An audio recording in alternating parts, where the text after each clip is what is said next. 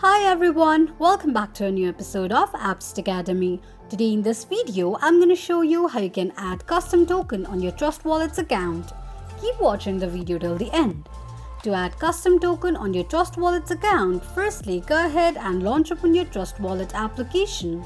The home page of Trust Wallet application will appear on the screen. Click on circle icon at the top right corner of the page. On the next page, tap on plus icon at the top right side of the screen. Now to add custom token, enter your network, your address, name, symbol, decimals and tap on import.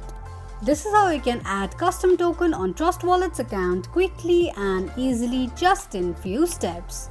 If you have any thoughts or queries, let us know in the comments section. Don't forget to subscribe to our channel. Also press the notification bell icon so that YouTube will notify you whenever we post a new video. I hope this video was helpful to you. Thank you so much for watching.